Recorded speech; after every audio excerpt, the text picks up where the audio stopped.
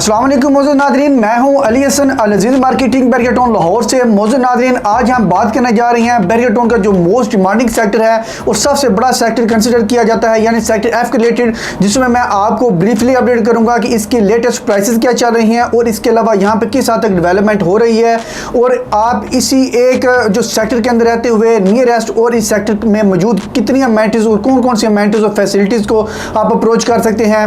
तो मौजूद Nadreen, as a जो प्रॉपर्टी एडवाइजर मैं आपको ये मशवरा दूंगा कि जहां भी आपने इन्वेस्टमेंट करनी हो, चाहे वो कोई सेक्टर हो, चाहे ब्लॉक हो, चाहे वो किसी भी किस्म का प्रोजेक्ट हो, उसमें इन्वेस्टमेंट करने से पहले आप उसकी अवधियत को देखें।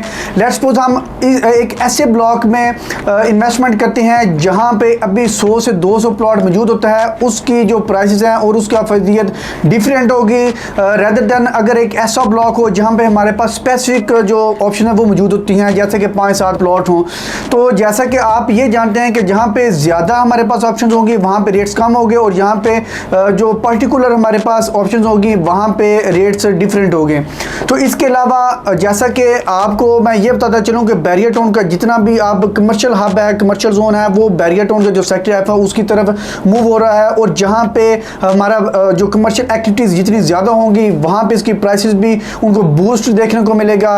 और आपको मैं एक छोटी एग्जाम्पल ऐसे देता हूँ कि हमारा जो लाहौर में इकबाल टाउन है, इकबाल टाउन का जो क्रीम ब्लॉक है, अगर हम देखें क्रीम ब्लॉक के सराउंडिंग में जितने भी रेजिडेंशियल पॉइंट ऑफ व्यू से जितने भी रिहायशी हैं उनकी प्राइसेस डिफरेंट होगी रेदर देन जो क्रीम ब्लॉक से दूर हैं।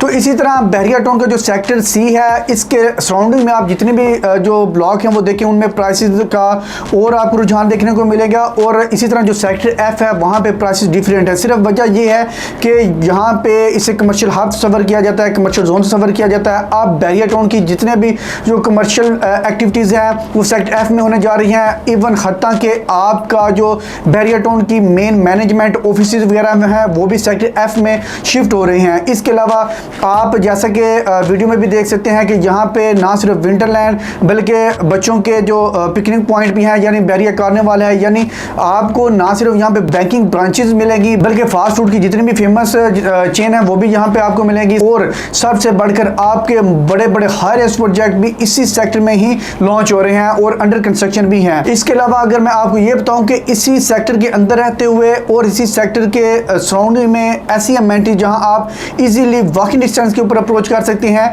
तो first of all barrier international standard school है। इसके अलावा बैरियर इंटरनेशनल स्टैंडर्ड का सिनेमा आ जाता है और इसके अलावा अबू ज़र गफारी जामा मस्जिद आ जाती है जो कि सेक्टर एफ में यानी गजनी ब्लॉक में कंसिडर की जाती है। इसके अलावा आपका थीम पार्क आ जाता है, डॉल्फिन क्लब आ जाता है, पीएसओ को पेट्रोल पंप है, इम्तियाज मेगा स्टोर है, सबसे बढ़कर आपका जैस्मिन ग्रैंड मॉल जो कि शॉपिंग के एतबार से बैरियर टाउन का सबसे बड़ा शॉपिंग मॉल कंसिडर किया जाता है। इसके अलावा मोस्ट अट्रैक्टिव जो पॉइंट है बैरियर टाउन का वो आ जाता है आईफल टावर, वो भी आप इजीली यानी वॉकिंग डिस्टेंस के ऊपर अप्रोच कर सकते हैं। अब बात कर लेते हैं कि सेक्टर एफ को हम कहां से अप्रोच कर सकते हैं। तो सेक्टर एफ एक वाहिद सेक्टर है बैरियर टाउन का जिसे हम डिफरेंट 3 से 4 वे से अप्रोच कर सकते हैं। और इसके अलावा बैरियर टाउन का सेक्टर एफ ही वो वाहिद सेक्टर है जो कि रिंग रोड इंटरचेंज को डिफरेंट 2 वे से अप्रोच कर सकता है। मोअज़्ज़िज़ नाज़रीन, इसके अलावा रिंग रोड तो जैसा कि बैरियर में से गुजर ही रही है, लेकिन हमें उससे फ़ायदा तब होता है जब उसके इंटरचेंज हमारे नियरेस्ट हों।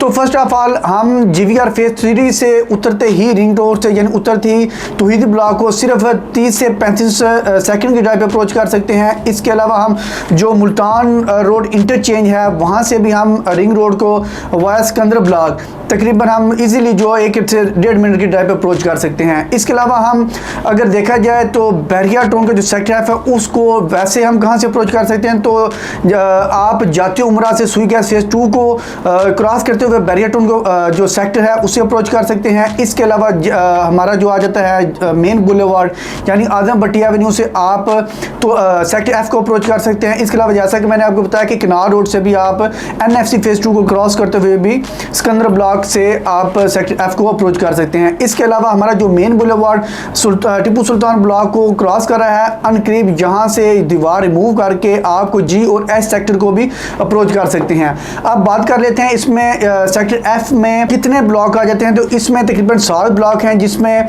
तौहीद ब्लॉक आ जाता है, शेरशाह ब्लॉक है, गजनी ब्लॉक है, टिप्पू सुल्तान ब्लॉक है, आलमगीर सिकंदर और इसके अलावा गाजी ब्लॉक आ जाते हैं। अगर हम बात करें तौहीद ब्लॉक में तो 5, 10 और 1 कनाल के रिहायशी प्लॉट हैं। 5 मरला के जो प्लॉट है वो तकरीबन आपको 70 लाख से 1 करोड़ की जो ब्रैकेट है उसमें मिल जाता है। इसी तरह 10 मरला के जो प्लॉट है वो तकरीबन 90 लाख से लेके 1 करोड़ 40 लाख की ब्रैकेट में मिल जाता है।